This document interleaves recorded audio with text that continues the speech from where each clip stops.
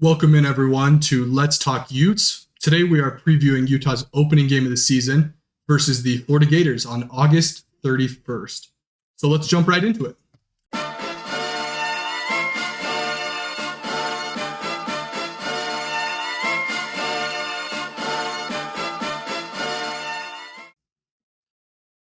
First off, what we'll do is recap the previous game that was played last year down in the Swamp. Obviously, a little disappointing. Utah didn't come out with the W there. Lost by 3 points on the road. Started the season off with a loss. A little disappointing. What are your guys' thoughts? Yeah, I mean, as you can see, the total yards are very similar from those stats. It was a close game. A lot of it just came down to tackling in big plays. Utah wasn't able to tackle and get people on the ground like they usually are able to, and Florida really exploited that for a lot of big breakout plays. Utah looked like they struggled big time in the fourth quarter. Obviously, they were consistent throughout the whole game, 7, 6, 6, and 7. But Florida kind of just played really strong and closed out the game where Utah couldn't.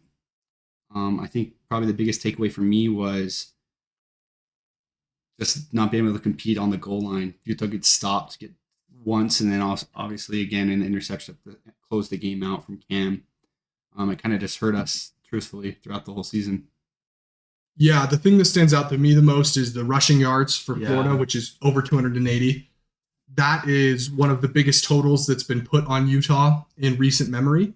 And obviously, Anthony Richardson contributed to that. He had 3 touchdowns, over 100 yards rushing, and really was physically dominant in that game. He looked like Superman out there on the field. Mm-hmm. I mean, some of his plays were freaks of nature. That long run where he had just looked like he was jogging down the field. Well, was probably the fastest player on the field by a large margin. And then that pump fake he had. Who would have thought you can pump fake a freaking football and it can work? Yeah. Yeah, I mean, another thing I want to touch on is I think a lot of Utah fans thought we'd be able to stop their offensive line with the run. We thought we'd be able to get penetration and stop them from being able to run on us. We really were not able to. They ran on us pretty much anytime they wanted.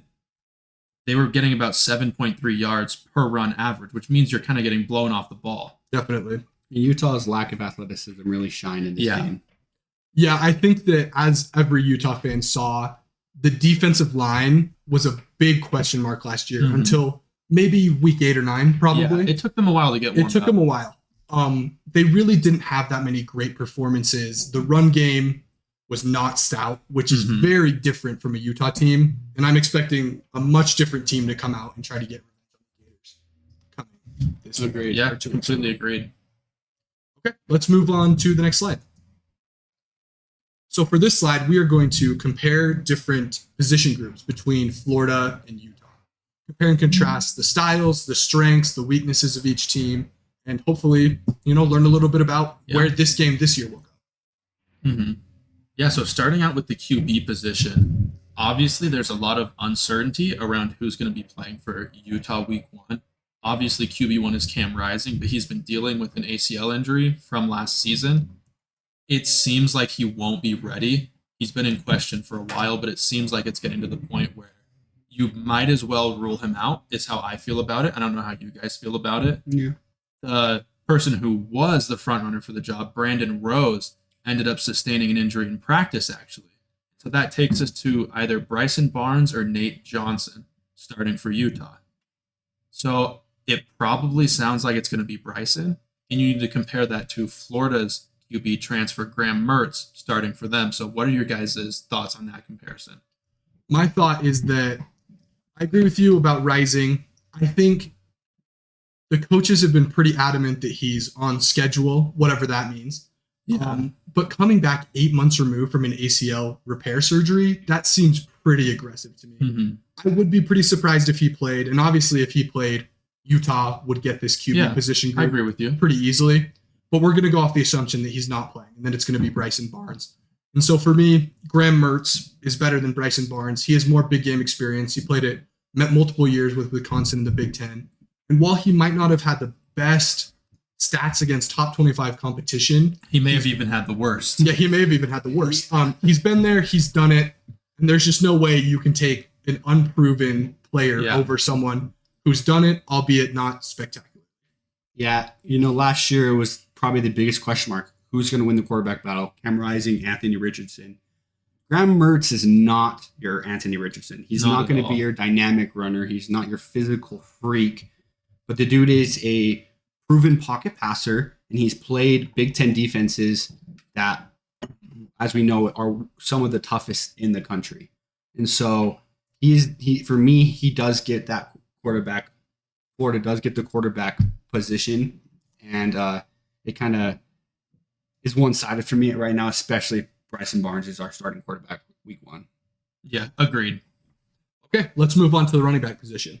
So running back is an interesting one to me. Utah has specifically one running back, Jaquindon Jackson. He's a little bit unproven, but he really was breaking out towards the end of last year. You need to compare him along with a proven back like Mekhi Bernard to Florida's premier back of Trevor Etienne, who actually, for a freshman, was the best yards per carry in the entire country. Yeah. So what are your guys' thoughts on that comparison? Yeah, I think that the two-headed monster of Montrell Johnson and Trevor Etienne is really potent for Florida. Yeah. I think that Utah maybe has a little bit better depth in the running back room, but no one that you could say is on the level of those two at this current moment, I think, is fair. Utah has 4 guys that has played games in big moments and has produced in Jaquindon Jackson, Mekhi Bernard, Jalen Glover, and Chris Curry. Chris Curry is coming off an ACL injury, which seems like a lot of Utah players are. So that he is probably the biggest question mark for that running back room. With that being said, I got to give it to Florida. Trevor Etienne looks just like his brother out there. He looks fast as all hell, and he is strong. It's going to be a tough game for Utah if he gets going. Yeah, I mean, I do like Utah's running back room, but I favor Florida in this stat as well because even last year, they had the 7th most average yards per carry for their running backs and were the 11th best explosive rush offense. So I'm really liking that for Florida. Not saying Utah's bad, but I think Florida edges Utah out a little right here. Utah has one of the stronger rooms in the country. It just kind of proves that Florida is that good. Yeah. Yeah, I agree. Okay, let's move on to the pass catchers, which this category includes both wide receivers and tight ends, whoever is going to be catching a pass for Utah and Florida. There's question marks on both sides here. I think that's really fair to say. Yeah. The Florida receiver room lost 3 of their top 5: Xavier Henderson, Dejon Reynolds, and Justin Shorter. Obviously, they still have Ricky Pearsall, who's really a great receiver. But there are some unknowns. They do have 3 top 100 freshmen coming in that are, accordingly to all sources, blazing fast. But they're true freshmen. We don't really know how they're going to, I guess, translate right away. Yeah. I'm sure they'll be great players, but is it right away? It's not right away for everybody. And so compare that to Utah's room, where they have a little bit more certainty, but also some uncertainty, where Brant Keithy, ACL tear last year. We got a transfer in Micah Pittman. We have Devon Vele returning, Money Parks. It's a little more solid to me, a little more proven. Yeah, not much to add. I would like to bring up Thomas Yasmin as well. He's kind of broke out at the end of the year against USC this first game, and then Colorado and the USC championship game. Obviously, you see some electric plays from him. He's pretty hit or miss, but he is on the tight end award watch list to start the year with Brant Keithy. And so I think Thomas Yasmin does need to be talked about, but I agree with you. I think Utah's has a little bit more proven talent, and I would go for them. Yeah, I like Utah here for pass catchers, mostly because of Brant Keithy. He's one of my favorite players of all time, and I think he's just an absolute offensive weapon. I think that while Florida does have some good prospects, Utah has the established players like you guys have been saying. And this can definitely change later on in the year. Like if those true freshmen come in and they're as electric as advertised, they're as quick as advertised, Florida could definitely overtake this. But just the start of week 1, I think we got to give it to Utah here. Yeah, those players are electric. And it wouldn't surprise me if one or all of them had good games this first game of the season. Agreed. But you can't really predict anything until you've seen them on the field. And I haven't seen enough to make me move to the Gator side. where I'm going slightly into Utah. Yeah, so moving on to this next position group, the offensive line, the trenches. I like what Utah has going on here. They're returning a lot of starters, and they're going to have one of the best offensive lines in the country. Florida, on the other hand, lost 4 starters and their best offensive lineman, Osiris Torrance, who was kind of anchoring that position for them. So for me, here with O-line, I like Utah. They're one of the best run-push offenses in the entire country. And so I like Utah's proven squad a little more than an unproven squad from Florida. Yeah, I think even last year when Florida had a really good offensive line, Utah still graded out higher. We lost less. I think it's a pretty clear advantage for Utah as far as O-line goes compared to Florida. Like Landon said, 1 lone returning starter. They did get 3 Power 5 transfers, and they upgraded their size a little bit. So while the transfers they got may not be proven at the highest level, they have better size than their predecessors, and they look a little bit more like an SEC offensive line. But yeah, still, I think this is a clear advantage to Utah still. I agree. Utah's offensive line is probably their strongest position this year. Probably 2 to 3 NFL type guys this year, and probably 2 to 3 NFL top guys in years to come. And so it looks like that can be something that Utah could exploit and really try to overpower Florida in the trenches there. Yeah, 100%. I think this Florida unit has a lot of potential because there's a lot of raw talent there, but they've never played a game together. They really haven't gotten a ton of reps together yet, and they're going to be breaking in a new quarterback at the exact same time. So to expect it to come together right away and for them to be able to outperform Utah's line is a little unrealistic, I would say. So definitely lead to Utah's. I think that's kind of like the story of Florida right now. They have a lot of talent, a lot of potential, but can it mesh? Yeah, because it is Billy Napier's first recruiting cycle as head coach of the team, and he pulled in a lot of talent, but all unproven. They still need to mesh, but I think they're going to be good going forward. Yeah. Look out for them in a few years. Yeah, the 14th rated recruiting class, it being less players, so that hinders him. But the average was top 5 if you're looking at averages. Yeah. So look, like Tanner said, look out for Florida. They're going to be dangerous. We're lucky we caught them at this cycle. Yeah, it's a good time to catch them, especially if your QB has an ACL. Yeah. Okay, let's move on to the defensive backs. This one, I think, is also pretty clear. Florida's defense lost, quite a few defensive backs, whether that was Rashad Torrance or otherwise. Utah brings back everybody except for Clark Phillips, and they added a transfer in Miles Battle from Ole Miss and a couple of blue chip prospects in the recruiting class. So I'm feeling pretty good about Utah's defensive backs. Yeah, I want to just echo that same point as you. I like where Utah's at with defensive backs. We have some great safeties in Cole Bishop. Sione Vaki's a breakout. We have good corners with Miles Battle, Zamiah Vaughn. I really like the trajectory that this Utah defensive backs are on because it seems like we didn't lose a ton last year. We did lose Clark, our number 1 corner, but I do think that we can replace his production. And I think that this unit, having a full season and off season to practice together to keep grinding, I think they're going to be really strong this year. To talk a little bit more about Florida, they did get up a transfer from Michigan and RJ Moten to come play in the secondary to fill out some of those 2 spots that from Trey Dean and Rashard Torrance. But to Utah, I mean, I'm really big on their defensive backs. Sione Vaki and Cole Bishop have really done well in the fall camp, according to Kyle Winningham. They say they're one or 2 in the country here, which I am excited to see. I really, really like Zamiah Vaughn. He's one of the fastest defensive backs in the country, and he's 6'2". Miles Battle, 6'4", very quickly. He showed out in the spring game as well with a pick there. So I think I give it to Utah as well. I think Utah, it's going to be a hard fought battle just because Florida is very athletic, but I think Utah does. Them there. I agree with you there. Yeah, I think that if Florida had to have a weakness, that wouldn't be that bad. Playing against Utah is probably DBs. I don't think they're going to be facing that prolific of a passing attack from Utah. And so I think their DBs will more than hold up. I think they'll probably do just fine in the Utah game. Okay, let's talk about the front seven, which includes the defensive line and linebackers.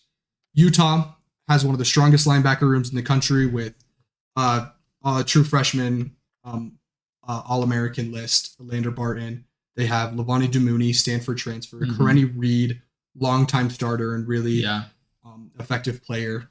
And they have gotten better on the defensive line. They've increased both their depth and their top end. So what do you guys think about this matchup? So about this matchup, Utah they have a lot of talent in that linebacker room, as well as a good defensive line. I'm really liking people like Samote Pepa in the middle alongside Junior Tafuna. Van Fillinger has made some good plays in his career on the edge. And another thing for Florida is, in practice, one of their best pass rushers, Justice Boone, actually went down with a torn ACL. That's going to stretch the depth of their defensive unit a little bit and put some strain on them to find people who are going to be able to replace that production. Again, we got to talk about Florida's size here and their athleticism. That's the big staple here, especially going against SEC teams. But to talk more about Utah, again, Van Fillinger, he looked like he slimmed down a little bit in some pictures I've seen, which could really help him. He looked very slow last year. And if he's going to play on the edge, I think he needed to lose some weight and really work on his footwork, which I hope with those pictures coming out that I saw, seeming he lost some weight, will help him there. Another person I really want to put a spotlight on is Connor O'Toole. Yeah. He looked incredible later on in the season. He kind of took over Van Fillinger after Van Fillinger came down with an injury. And Connor O'Toole shined in that spot. He was very quick, very athletic. He gave Caleb Williams some fits in their games, especially in the Pac-12 title game. So look out for him. And I think I give the edge here to Utah. I think their linebacker room shines and is very, very, very strong. The depth is continually improving.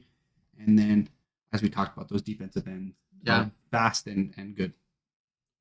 I also lean slightly into Utah here. I do think this one is really, really close. I think Florida has a ton of athletes in their front seven. They have a ton of size, and they have a ton of potential. Again, Billy Napier has really flipped this roster around. He's gotten in a lot of transfers. He's recruited.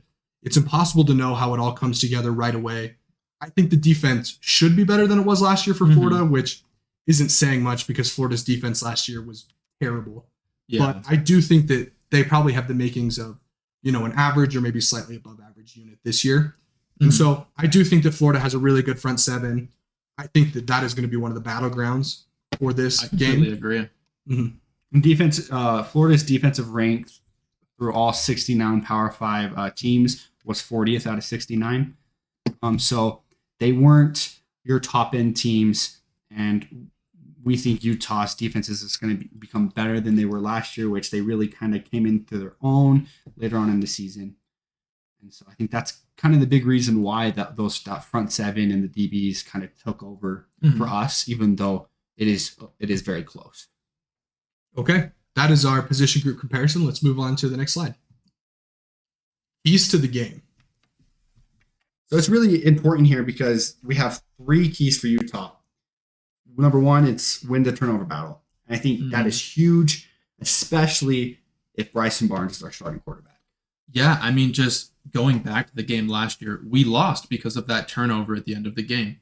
Turnovers matter a lot, especially in what I think is going to be a hard-fought game like this one.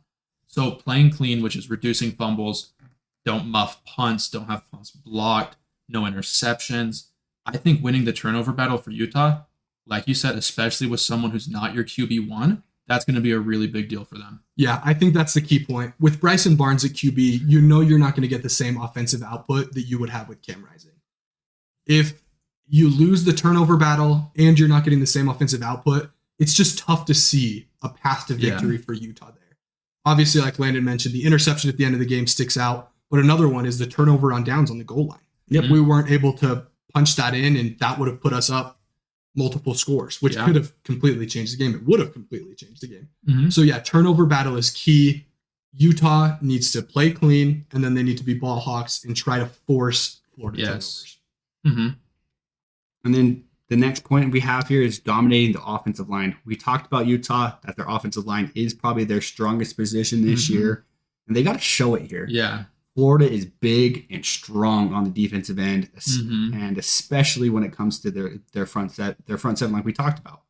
So if Utah can really shine there and show that they are the premier team out here in the offensive line front, I mean that's going to be one of our bigger keys as well. Yeah, Utah's offensive line has all the talent, all the returning talent that you could ever dream of. We need to show it this game. We need to push Florida's defensive line around, to be completely honest.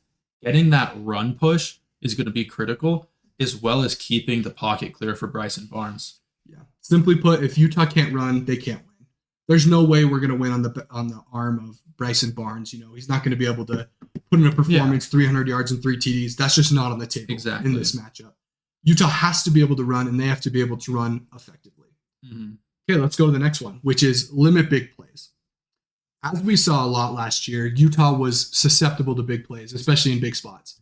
If you think back to the games versus USC, how many times did receivers get behind the safeties? There's so many 3rd and 18s where someone slips behind our last man, 70-yard completion. Shot in the Rose Bowl. Just think about Oregon. That. Some of the longest Rose Bowl plays of all time happened versus the Utes in the Rose Bowl last year. We weren't assignment sound. We weren't picking up on the correct routes, and we just need to be better at that.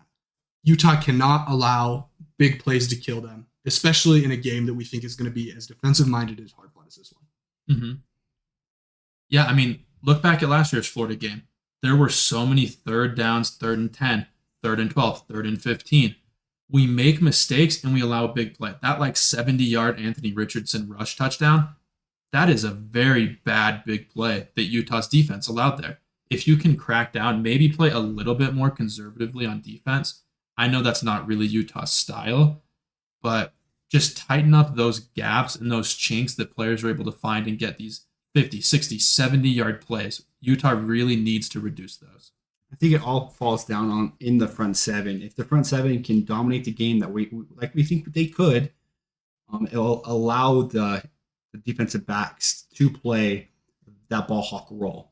If we're going to allow Trevor Etienne to break past the linebackers, we're going to be in trouble. And so those linebackers need to step up and need to be as a force that we said, that we think they can be. Exactly.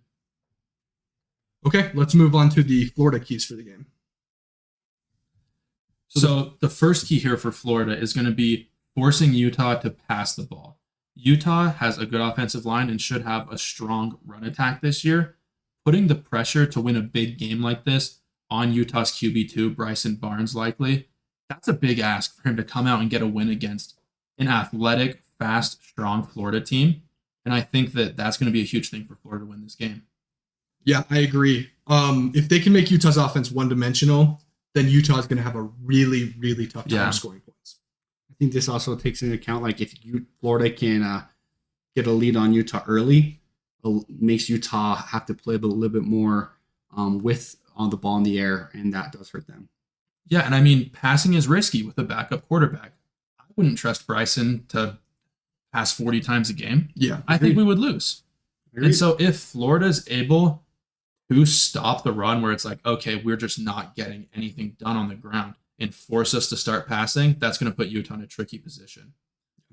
I think that's where depth comes in on those big guys in the trenches. Yeah. So we'll see how that works out. The next key to the game for Florida would be establishing the run. Florida, I think it's no secret they're going to look to run the ball early and often. Yeah. They have one of the best two-headed backfields as far as Montrell Johnson and Trevor Etienne goes. So they're going to look to utilize those guys really effectively. So if Florida can get the run game going, control the clock, and really wear down Utah's defense, I think that very much increases their chance to win. Yeah, and I think Trevor Etienne especially is just going to be better than last year. He was a freshman last year. He's had a year of development, a year of practice, a year of training with the team. I think he's going to come back really strong for Florida. So if they're able to get near that 7 yards average run like they had last game, that's going to be really hard for Utah to beat them. And again, Utah, they They gave up 280 yards to Florida Mhm. on the ground last year. A lot of that did have to do with Anthony Richardson as quarterback, his ability to escape and run the ball. So that may take a small hit with Graham Mertz as the starting quarterback this Mhm. year. But again, talking about their two-headed monster, if they can get those two guys rolling, it's going to be a long day for Utah defense. Yeah. Yeah. The last key to the game is protecting the QB. Obviously, you can just take a look at Graham Mertz and you realize he's not Anthony Mhm. Richardson. Exactly. He's not really very mobile. He can scramble a tiny bit, but it's not his strong suit. So if Florida wants to keep him clean and able to get their pass game going off and really their offense running, they need to be able to protect him. Yeah, if the Utah D line is getting penetration each pass play, I don't think Graham Mertz is someone who can even sit in the pocket and deliver really solid passes or scramble. So that could force Florida to only run the ball, which then Utah is able to stack the box against. So protecting the QB is going to be critical to keep their offense from becoming one dimensional. Yeah, Graham Mertz, he struggled against the Big Ten the last 3 years of his career. And if I have to say, I think Utah is probably the closest defense to a Big Ten defense in the Pac-12. Mm-hmm. They play physical, they're strong, they're athletic, and so if Utah can force Graham Mertz to make some mistakes, it'll be a good thing for Utah. So Florida needs to make sure that he doesn't get bullied all night. Yeah. Protecting the QB will allow Florida to play clean and try to win the turnover battle, which obviously, as we've said, is one of the keys to Utah's game. Graham Mertz, if he's being pressured, if he's being constantly hounded, he's going to make some bad mistakes. He's going to throw some interceptions. And so if Florida can prevent that, that's what they want. And something that we didn't bring up that I think is important is Florida coming into Utah. Utah is one of the tougher places to play in the whole country. The elevation will definitely be something that will be hard for them to work out with and to get going. So I think if Florida can minimize the home field advantage that Utah will have from the very beginning of the game, from the first snap, that can definitely help them. Well, we've gone over a position group comparison. We've gone over the keys to the game. Now let's get to our predictions for this game, 2023, Utah versus Florida. Okay, I'm up first. For me, I'm predicting a very close Utah win, 24-17. I think that Utah's defense is good enough to limit Graham Mertz and the Gators' offense. I think the home field advantage plays a huge key in this. How many times has Florida come this far out west? It's been a very long time. And so I am thinking that Utah's offense can do just enough to score enough points. Utah's defense can get stops and get turnovers, and that Utah wins a close physical game. I'm up here next. I think Utah does pull out the win as well. And what did I put down? I honestly, my brain went, 27-13. My brain kind of had a little brain fart there. I kind of have the similar points to Tammy here. I think Utah, they're not going to be able to put up 40 points, 30 plus points against Florida here, especially if Bryson Barnes, like we've talked about all day, is the starting quarterback. But I think the Utah's defense is really going to be stifling and really hard for Florida to deal with, especially with our front seven. I think they're going to be able to handle Trevor Etienne and Montrell Johnson. And so I think they hold them to 13 points, and Utah wins 27-13 in a pretty hard-fought win. Yeah, so I agree with you. I also think Utah's going to win. I have a score of 31-17 for Utah. So all pretty similar scores across the board. We should win this game. I mean, if you look at it, Oregon State beat them 30-3 in the bowl game, and we beat Oregon State even. I know Florida did have some injuries. Their roster wasn't exactly the same as the Florida team Utah played, but still, Utah should be able to take care of this one at home. I'm putting it as close as it is because Utah has that question mark at the quarterback position and question mark if Brant Keithy's going to play. But I do think home field advantage, Utah hasn't lost at home in a very long time. I think Utah comes out with the W here. Yeah, I think that Utah will get their revenge for last year. I think they're going to come out the more motivated team, the team that is maybe more comfortable in the environment and that is more comfortable with each other, as Florida is, as we know, kind of putting together a lot of new pieces. So, I think Utah picks across the board. Something to notice here on the left of this slide, we have quick little overall rankings. We have Tanner 0-0, Ethan 0-0, Landon 0-0. Look out for other previews this year for Utah. We're going to go through every single game this year. We're going to keep kind of tally our overall record and kind of see how it'll be fun throughout the whole season. So watch out for that. Watch out for the next video after the Florida game on the 31st. We'll come out with a Baylor preview and so on and so forth. Thank you all for watching Let's Talk Utes. We will be back soon with more episodes coming along with the Baylor preview, the Florida recap, and keep a look on our channel for all of our other different pages and videos that we will be uploading. Please like, comment, and subscribe. We read every single comment that you guys put down there, and we love to hear your opinion and respond to it. Go Utes!